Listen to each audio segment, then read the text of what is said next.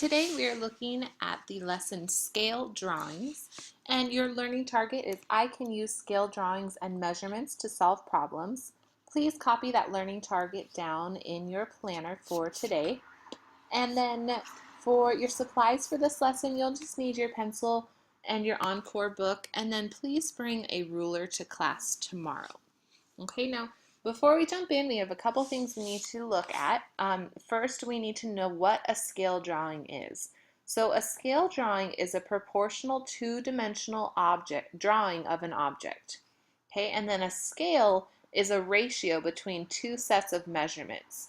Now, when we keep going, you will see some examples of these and it'll make a little more sense.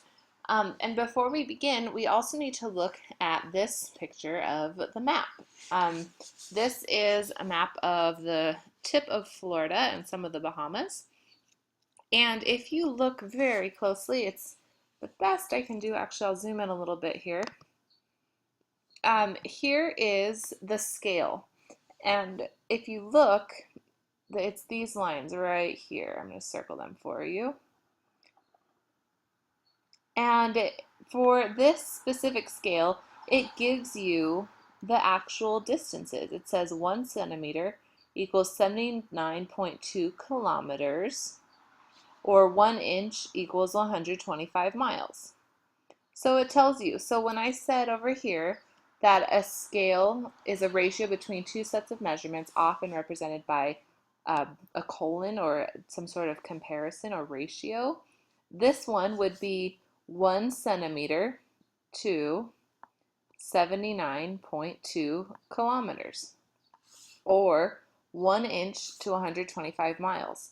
1 inch to 125 miles. Okay, and they typically have labels on them. Kilometers. Okay, so they are represented by ratios, just like these two numbers. And I just left this blank so you can remember that it'll be a number, a colon, and another number. All right, so let's go ahead and look at our lesson for today. So if you're following along in your Encore book, we are on page 89, and there is a shape that looks like this. It looks just like this, and it gives you the measurement of this line as being 16 and this line as being 24 inches. The inches is important to write down if you're copying these down in your notes. And basically what it is saying, if you read the direction, let's actually go ahead and read them now.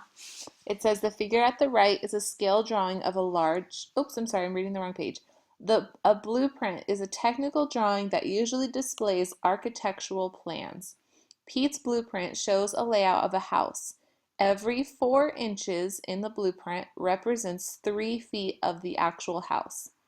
Okay, so let's go ahead and use that information first before we move on.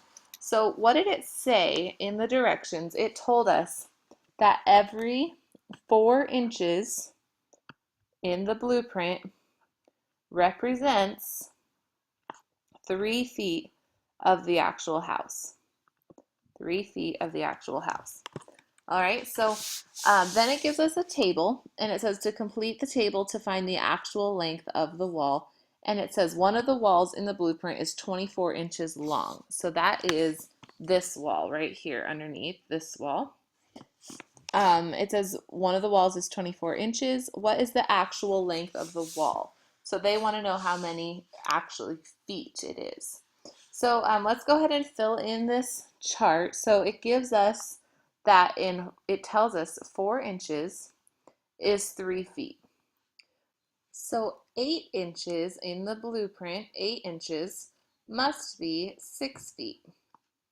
Then 12 inches must be 9 feet. How many would it be for 16 inches? It would be 12 feet. How much would it be for 20 inches? It would be 15. Do you notice that for every 4 feet in the top number, we take 3 feet in the bottom?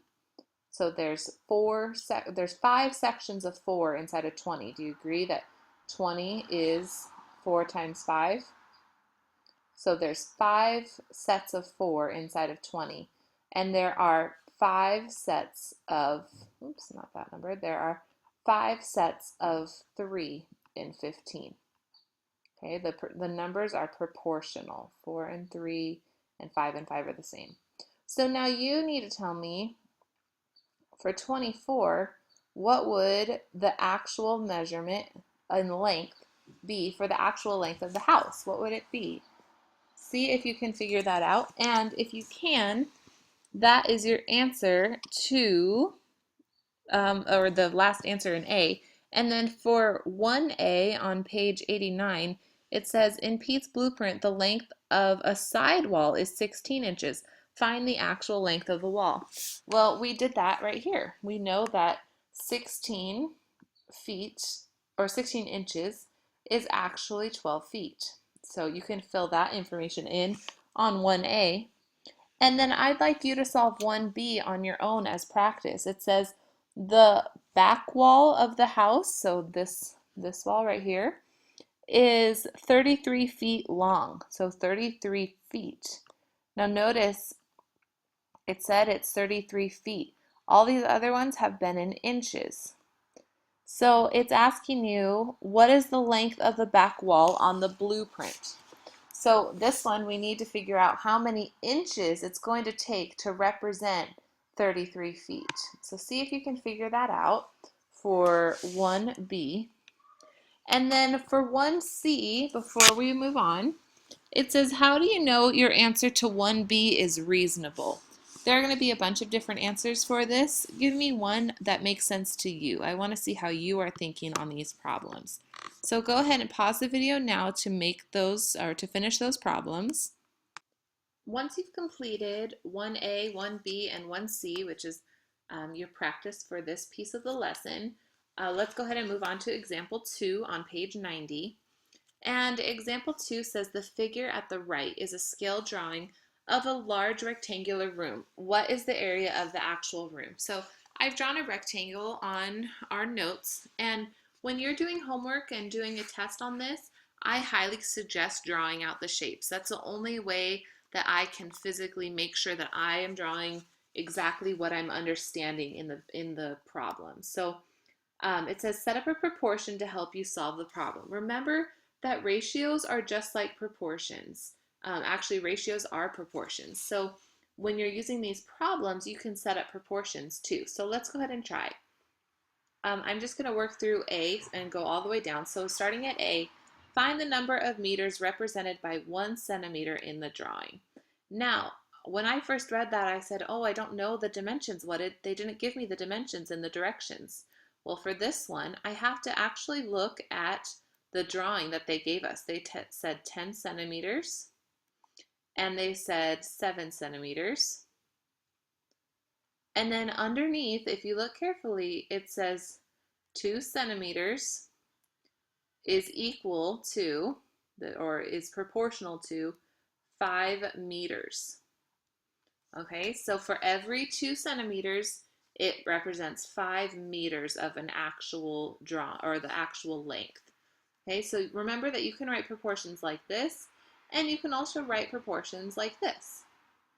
And that is how we're going to be writing them in example 2, section A.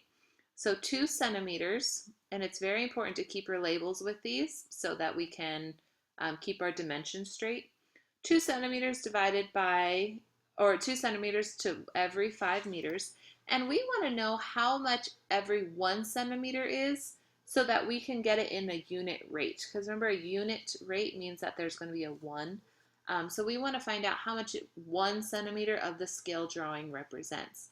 So what number can we use to divide by 2 to get 1? Well, we can divide 2 by 2. So we're going to divide the top and the bottom number by 2. This is the number that goes in the blue box if you're following along in your book. So 2 divided by 2 is 1.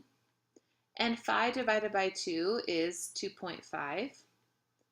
And keep your labels. Remember, 1 centimeter is now equal to, or is proportional to, 5 meters. Okay, so or 2.5, I'm sorry, I said that wrong. So 1 centimeter is proportional to 2.5 meters. Okay, so then it says in there 1 centimeter in this drawing is equal to 2.5 meters in the actual room.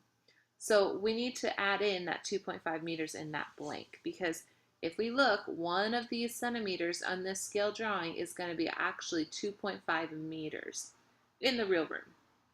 Then for B, let me erase this before we move on. Now for part B, it says find the actual length of the room labeled 7 centimeters in the drawing.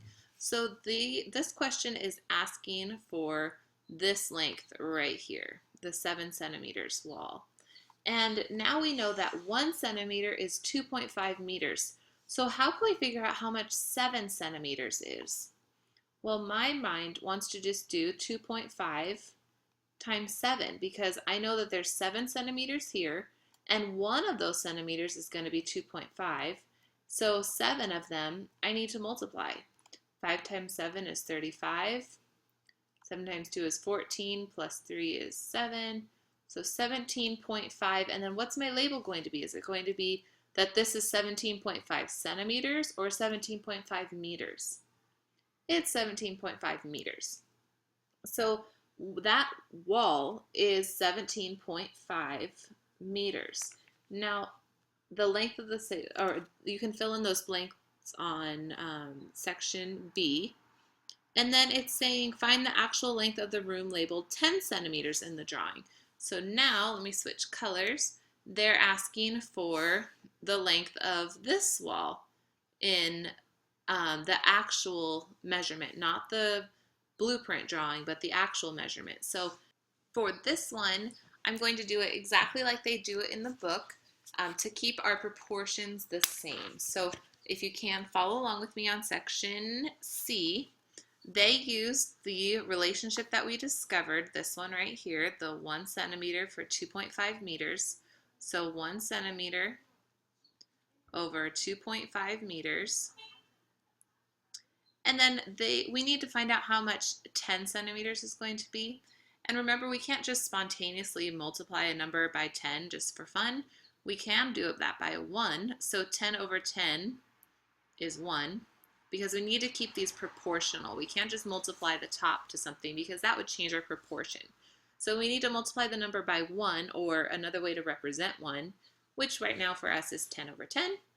And so 1 times 10 is 10.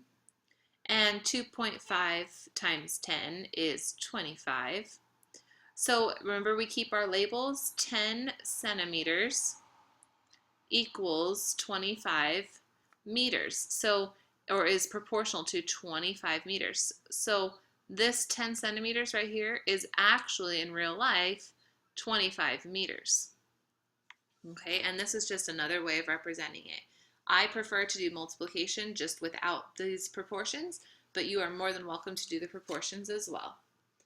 Then you can fill in the rest of C, and then it says since area is length times width, the actual area of the room, well, now they just want the actual area of the room. So they want the 25 that we found here, and then do you remember what we found the 7 centimeters was actually equal to?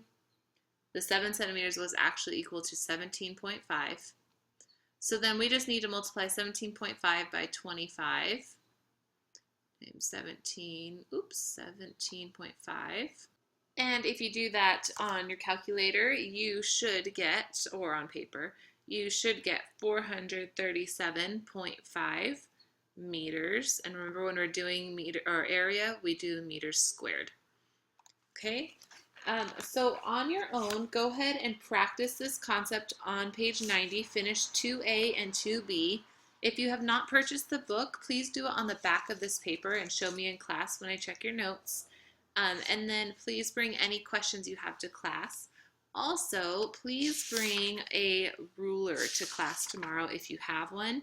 If not, you can borrow one of mine. All right, take care, and I'll see you soon.